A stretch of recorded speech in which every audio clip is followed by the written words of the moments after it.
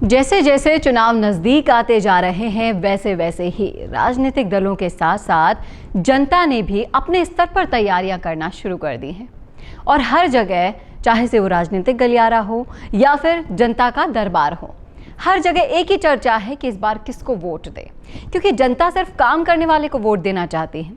लेकिन राजनीतिक दल और पार्टियों के काम तो आप जानते ही हैं कि वो सिर्फ लुभाकर वोट हथिया लेते हैं और जनता को कंफ्यूजन हो जाता है कि हम किसे वोट दें। तो ये वीडियो हम आपके लिए इसीलिए लेकर आते हैं कि आपको हम इन कंफ्यूजन से बाहर निकाल सकें और कई तरह के ऑप्शंस दे सकें।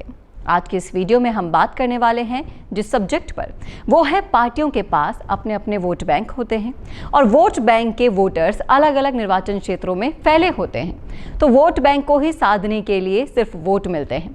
कई वोटरों को शिकायत होती है कि पार्टियां मुद्दों की बात तो करती नहीं हैं और सिर्फ वोट बैंक के वोट हथियाने में लगी रहती हैं।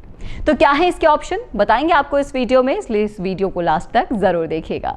नमस्कार, मैं हूं चेतना शर्मा आपके साथ और आप देखना शुरू कर चुके हैं राजस्थान संवाद की खास पेशकश निर्दलीय संवाद। तो पहले हम सबसे पहले जान लेते हैं कि वोट बैंक क्या होते हैं।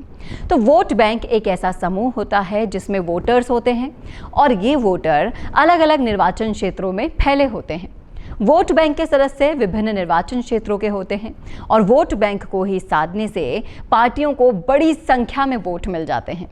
कई बार ऐसा होता है कि पार्टियों द्वारा निर्वाचन क्षेत्र के असली मुद्दों की अनदेखी कर दी जाती है।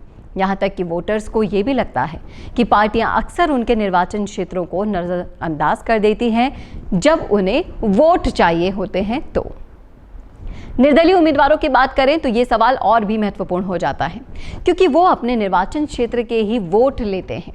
इसीलिए उन्हें अपने निर्वाचन क्षेत्र की समस्याओं पर पूरा फोकस करना होता है और ये निर्दलीय उम्मीदवारों के लिए बहुत बड़ा लाभ भी होता है, क्योंकि वे वोटर्स के बीच प्राथमिकता देने के लिए प्रतिबद्ध हो जाते हैं। इसीलिए राजनीतिक पार्टियों के अलावा एक ऑप्शन जनता के लिए ये भी अवेलेबल है।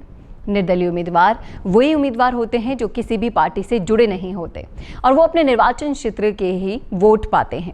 ये बात इसलिए भी इम्पॉर्टेंट है क्योंकि ऐसे उम्मीदवारों को अपने निर्वाचन क्षेत्र की समस्याओं पर विशेष ध्यान देना होता है उनसे वोट लेने के लिए, और निर्वाचन क्षेत्र की आवश्यकताओं और मांगों को वो समझते भी हैं और उनके उद्देश्यों को पूरा करने के लिए अपना समर्थन उस क्षेत्र से ही जुटाते हैं। इस तरह से निर्दलीय उम्मीदवार निर्वाचन क्षेत्र के विकास और समृद्धि के लिए काम करने के लिए संकल्पित होते हैं और ये साबित करता है कि नागरिकों की जिम्मेदारी होती है वो अपने निर्वाचन क्षेत्र के मुद्दों को अच्छी तरह से जाने और उनको समझे और पार्टियों के उम्मीदवारों से वो सवाल भी पूछें और उनसे अपने क्षेत्र के विकास के लिए समर्थन भी मांग सकते हैं। जब राजनीतिक पार्टियां इस वोट बैंक को लुभाने के लिए आपके पास आती हैं तो आपको भी सवाल उठाने का अधिकार है। इसीलिए पार्टियों के वोट बैंक और निर्वाचन क्षेत्र के मुद्दों के बीच एक बहुत गहरा संबंध होता है। दोस्तों, नागरिकों की जिम्मेदारी है कि वो अपने निर्वाचन क्षेत्र के मुद्दों के प्रति सचेत रहें और सही फैसला लें, क्योंकि इसी से ही हमारे लोकतंत्र को मजबूती मिलती है और हमारे वोट देने की जो सार्थकता होती है वो साबित होती है। क्या है आपकी राय, क्या है आपका सोचना, कमेंट करके ज़रूर बताइएगा कमेंट बॉक्स में। कैसा लगा आपको वीडियो ये भी ज़रूर बताइएगा और इसी तरह के और वीडियोज़ के लिए देखना ना भूलें राजस्थान संवाद। नमस्कार।